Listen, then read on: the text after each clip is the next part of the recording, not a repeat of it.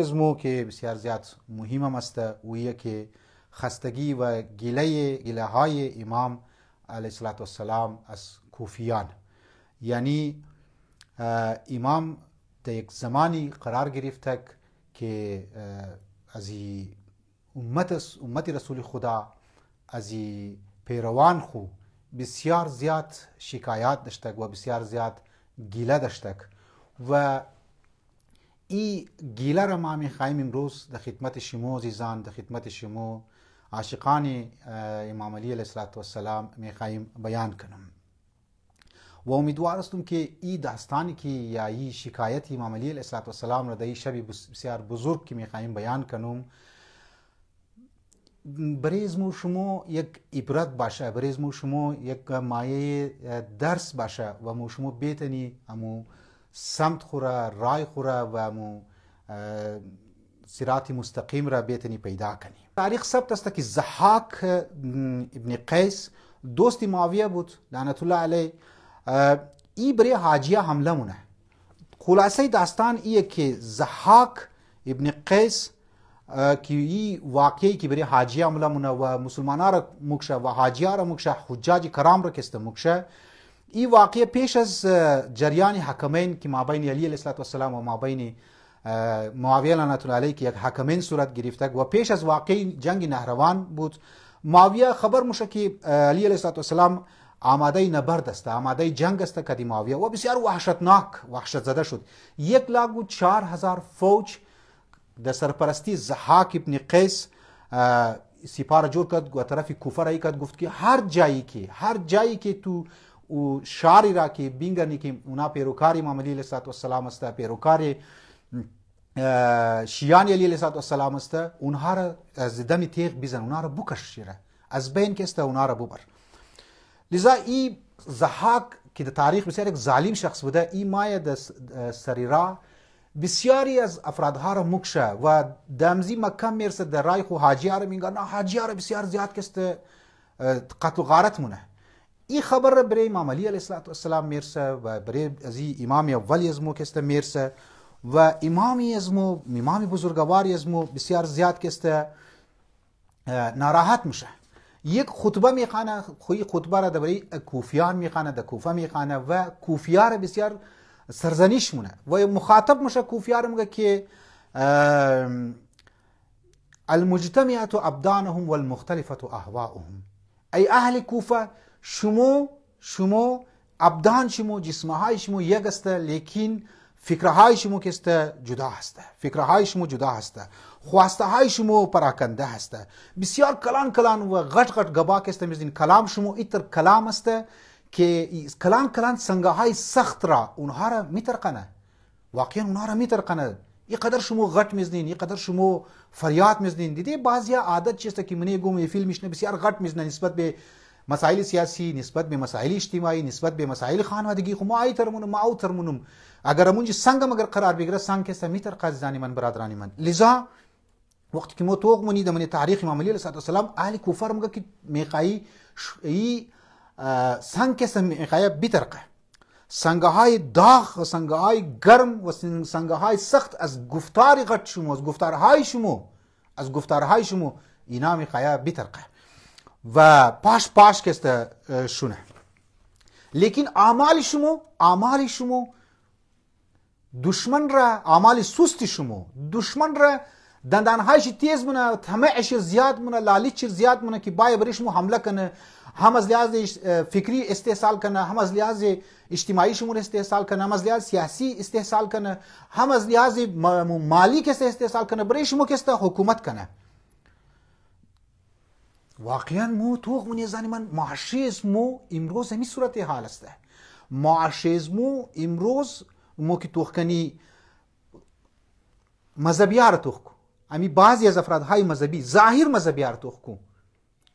مگه ما برای دین کار منم، برای صف اولی نماز جماعت که است قرار میگیره، صف اول جماعت که است قرار میگیره، د دعاها تیزه خانهشی ختمه ها برای ختمه ها هست. لیکن واقعا یک دفعه یک عرصی کی موشه یا یگو امتحان الهی کی مایا پایایشی لنگ موشه، این شخص پایایشی لنگ موشه. از بعد در میدان عمل ای سوست است، از بعد هر چی بگی بابا اینی وظیفه اجتماعی تو است، اینی وظیفه سیاسی تو است، اینی وظیفه فرهنگی تو است، بیا د میدان بیا کار کو. نمای زنی من برادران من، مانند او زمان امام علی علیه السلام اهل کوفه را امیر گفت شما اینقدر کلان گبا میزنین، گرم گبا میزنین، سخت گبا میزنین که سنگم میخواه بیترقه، سنگ است، سنگهای سخت میخواه بیترقه از کارهای شما. لیکن اعمال سست شما، اعمال ضعیف شما، اعمال ناتوان شما دشمن را کسته در لالچ و طمع کسته میندازه. در میدان عمل مو سستی بونی ازانی من. در امیجی ما در خدمت شما بگم ازانی من برادرانی من، جوانهای عزیز، دمنیم سوشل میڈیا رو بگر یک فیلم اینجا اگر یگو کلیپی اینجا اگر بایا یگو فیلم بایا هالیوود بایا شما میگرین که لاکا نفر کسته توق مونه، میلیون ها نفر توق مونه، هزارها شیر مشاورو، هزارها شیر مشه. لیکن یک پیام دینی، یک پیام که صراط مستقیم را پیامشی مشه، اونجا می مذهبیار که بگی بابا بیا این کار کنو. نمای ما بارها در خدمت مذهبیار ما این نکته را گفتم و این نکته را بیان کردم. چرا مو مذهبیار در کارهای دینی خو، در کارهای اجتماعی خو، در کارهای فرهنگی خو سست است؟ چرا مو برای ظهور امام زمان علیه السلام مو برنامه ریزی کست نمونی؟ چرا مو برای ظهور آقا امام زمان علیه السلام چرا مو مضبوط نیستی؟ چرا مو پیش نموری؟ چرا مو در میدان نیستی؟ چرا مو تو تامونی از میدان؟ لذا امام علی علیه السلام امیر ما میگه المجتمعات ابدانهم والمختلفه اهواهم. ای اهل کوفه، جسمهای شما یک جای است. شما در من یک خانه که بینگرنین افرادها که میشنه جمع است، در من منبره بور بینگرن که جمع است، منی میفیلها که است جمع است، دیدی شانه به شانه بازیا میشنه. تو که اینار مگه جسمها یک جای شده، اینها مگه ابدان یک جای شده. لیکن امی اردو که جسم شی شانش لگیده، علمی امو رای شی، افکار شی، امو خواهشات شی جدا هسته. او ده یک را موره، او ده دیگر را کسته موره. امروز معاشره ازمو این چیز را نیاز داره از آنی من که جسمها اگر یک جای شد، باید فکرها باید یک جای شونه، باید امو سوچها باید یک جایشونه، راهها باید یک جایشونه. درسته بعض اوقات سلیقه ها فرقه، لیکن باید مو برای راهی که راه مستقیم را که میخوای انتخاب کنی، کارهای فرهنگی که میخوای کنی، کارهای اجتماعی که میخوای کنی، کارهای سیاسی خو اگر میخوای کنی، یک باید مو داشته باشی، یک اتحاد محکم که است مو باید داشته باشی. لیکن مو میگن امام علی علیه السلام 14 سال پیش از امزی بعض شیعان اهل کوفه، شیعان و کوفیا اهل کوفه درو گیله مون، درو شکایت مون عزیزان من برادران من. امام علی علیه السلام اهل کوفه میگه که در مجالس و محافل میگه که ما ایتر منم اوتر منم. امام علی علیه السلام گیله درو مونه، اما خستگی خور درو بیان مونه. نشنه عزیزان من برادران من که امام زمان علیه السلام از مو گیله کنه، نشنه که امام زمان علیه السلام از مو ناراحت باشه، از اعمال مو ناراحت باشه، از گبای مو کست ناراحت باشه. امام میگه از یک لبه معاویه درو مایا، از یک لبه معاویه درو افرادهایش بسیار اتحاد داره. دشمن یعنی امام علی علیه السلام میگه چرا دشمن که اتحاد داره شما اتحاد ندارین؟ چرا دشمن درو یک گپ میزنه، معاویه درو یک گپ میزنه، امر عاص درو یک گپ میزنه، شما درو یک کس گپ نمیزنین؟ ما میگم که باید در خلاف معاویه جهاد کنین، شما میگین نه مو نمایی. بابا چرا نمایین؟ شما چرا در خلاف معاویه درو اقدام بال نمونین؟ چرا هر چیز که ما درو میگم شما گوش نمونین؟ چرا وقتی که ما میگم باین شما میگین امروز یخ است، امروز اینی بهانه میرین، اونو بهانه میرین، مختلف بهانه ها شما کست میرین زانی من برادرانی من. لذا متوغ منی در صدر اسلام در زمان اهل بیت علیهم السلام این مشکلات کست روبرو بوده. امام های معصوم ازمو در از این مشکلات کست روبرو بوده. امام کست ما خوب شما تو که امام چی میگه که واقعا عجیب است. میگه او کسی که شما رو کوی کنه طرف خو، امی اهل کفر میگه او کسی که شما رو کوی کنه طرف خو او به گوجای نمیرسه. واقعا عجیبه. امام اهل کفر میگه که ما وقتی که شما رو کوی منم ما که چمو دیگو جای نمیرسون. دیدی بعض اوقات بعضی انسان ها بعضی افرادها را کوی میگه بیا مدد مکو، او بجای مدد کنه الٹا ایر از زمزو اصلی هدف شی، از اصلی مقصد چی 4-5 قدم بلکه 4 روز 5 روز چند سال عقب مبره پس مبره. امام علی علیه السلام میگه اگر کس شما رو بخواه اهل کوفه، شما او را از امزو اهدافش پس مو برین آیا مو امام زمان علیه السلام را اعمال از مو خیطه نیه که مو امام را از اعمال خو ام ظهور شیر پس مو بریده رو ظهور شیر ده تاخیر میندازی باید مو امشو حساب کتاب کنی ازانی من برادرانی من بازیر مگم اگر کسی که اهل کوفر مگه امام علی علیه السلام کسی که شمور رها کنه بگه بابا مره لکو ما جان از مره لکو ما شمور نمیخوایم مگه قلب زور آزار میدی آیا واقعا امام زمان علیه السلام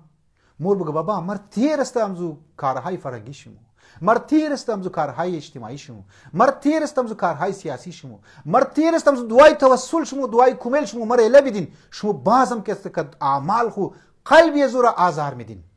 مورین در بغل دشمن میشنین مورین کنار باطل که مورین میشنین حتی امکان داره که در دعای توسل در میخوانین شب جمعه در دعا هم میخوانین زانی من برادرانی من مگه قلب زو آزار میدین قلب زور اگر بگه جان میله بیدین واقعا میترسته امام زمان علیه السلام روز بگه بابا شما برای ظهور از ما نه ما نمیخوایم برای ظهور از ما شما زمینه سازی کنین ما نمیخوایم شما در کارهای فرنگی پیش باشین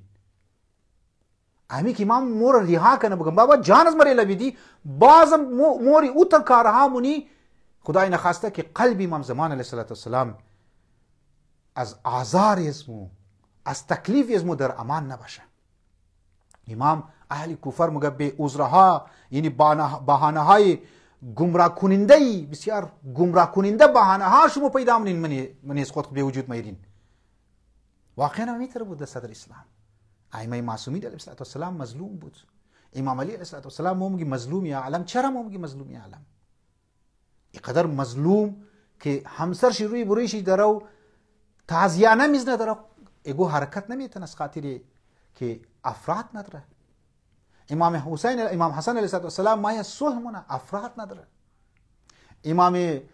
اشتمی ازمو مایه ولایت اهدی را قبول مونه افراد نداره زنی من افراد مخلص افرادی که مطیع محض باشه نداره ازانی من برادرانی من امنایی که قرضدار هسته بگی بیا فلان کار کنم بابا ما قرضدار هستم در قرضداری خو مبتلا هسته ما اینی قرضداری را باید ادا کنم اونو قرضداری ادا کنم بهانه منگو کس بود دیده که بگی بابا قرض از مر بیدی مگه ما امروز ندارم خدا شاید کاروبار ندارم کاروبار ما بند است دیس ما بند است بچه ما ناجوره فلان ای بهانه ها را کست میره ازانی من برادرانی من اهل کوفه هم می بهانه ها را میورد آیا مو هم می بهانه ها را باید بیری بره امام خو بره امام زمان علیه السلام بعض امام علی علیه السلام مگه که واقعا آگاه باشین که افراد ضعیف افراد ناتوان اصلا نمیتونه ظلم را از خود دور کنه و مو امروز در سچویشنی گرفتار هستیم مو در حالتی گرفتار هستیم که مو ناتوان هستیم مو ضعیف شدیم خدای نخواسته و ظلم را مو از خود دور نمیتونیم در حالی که واقعا حق را اگر میخواهید دیس خبیری امام درویر مگه اهل کفر مگه حق را اگر میخواهید دیس خبیری جز با تلاش و با کوشش و با سعی که نمیتونه انسان حق را برسه ده حق یعنی حق را نمیتونی مو حاصل کنی مگر اینکه مو تلاش کنی مو کوشش کنی مو سعی کنی امروز من معاشره از مو بی‌حیایی سر عام شده زنی من برادرانی من امروز مو میگن یک دختر را در پیشی سیول اسپیتال که است میگره بدحال حالت که است میگره یک جوانی با غیرت میگره شیره میگن که چی حال است کی آواز خوب بلند مونه در حق یزو جوان کی آواز خوب بلند لا ما میگه که علما چرا کار خونه کده در حالی که علما در هر مسئله حیا و بی حیایی مو آواز خو کست بلند کده زانی من برادرانی من سیویل سوسایتی باید آواز خوب بلند کنه باید جوانها باید آواز خوب بلند کنه باید مذهبیا باید آواز خوب بلند کنه لذا اگر مو میخوایی کمال ده کمال برسی اگر مو میخوایی ده حق برسی اگر مو میخوایی صراط مستقیم را د دسخو بیری و حاصل کنی جز با تلاش و سعی کسته نمیتنی سعی و تلاش باید کسته کنی زنی من در هر کار مو باید تلاش داشته و تلاش کنی در هر کار مو باید سعی کسته کنی امام علیه السلام میگه شما کی از خانه های خود دفاع نمونین شما کی از ناموس خود دفاع نمیتنین امام علیه السلام 1400 سال پیش درو اهل کوفه رو میگه شما کی از خانه خود دفاع نمیتنین معاویه هم در خانه شما حمله مونه درو شما که از خانه های خود دفاع نمونین شما چطور از خانه های دیگه میخواین دفاع کنین همینجی ما میخوایم یک جمله بگم در منیمزی سوشل میدیا بعضی از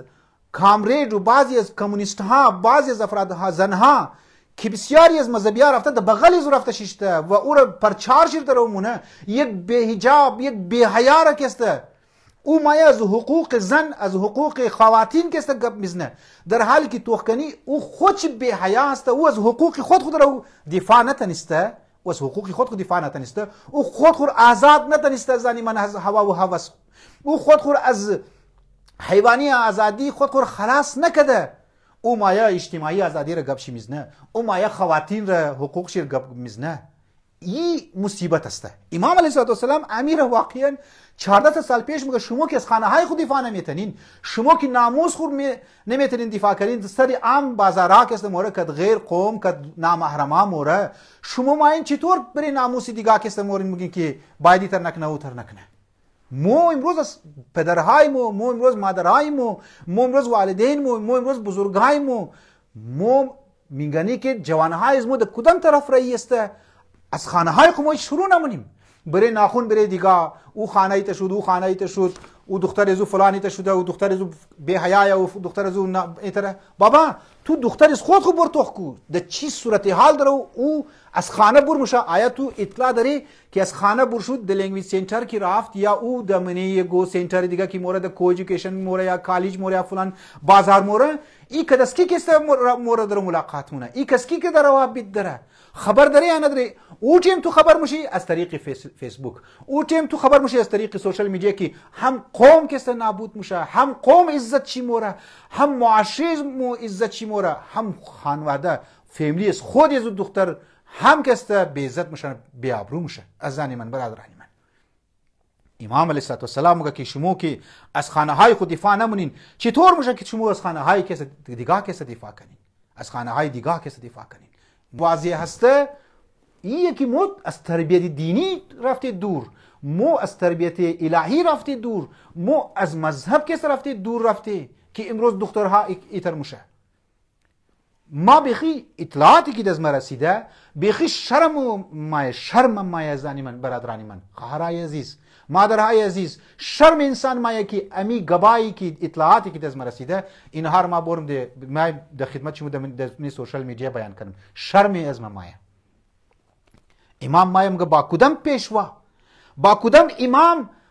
با کدام رهبر بعدی از ما شما میخواین که دشمن مبارزه کنیم واقعا نمیتر شد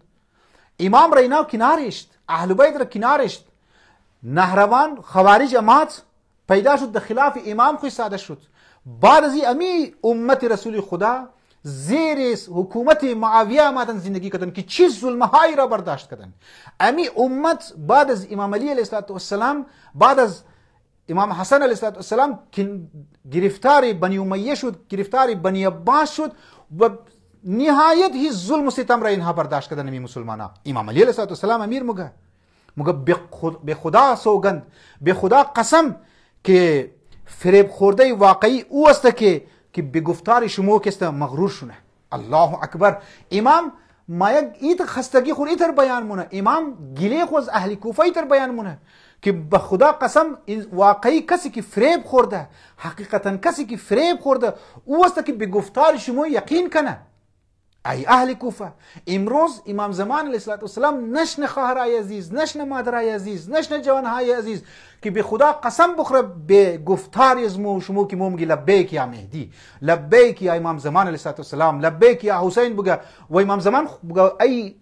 کسانی که لبیک یا حسین مگین کسانی که لبیک یا مهدی مگین کسانی که لبیک یا حسین مگین کسانی که مگین مو پیروکار امیر المؤمنین علی ابن ابی طالب علیه السلام استی مگه قسم به خدا که از این گفتار شما کس کس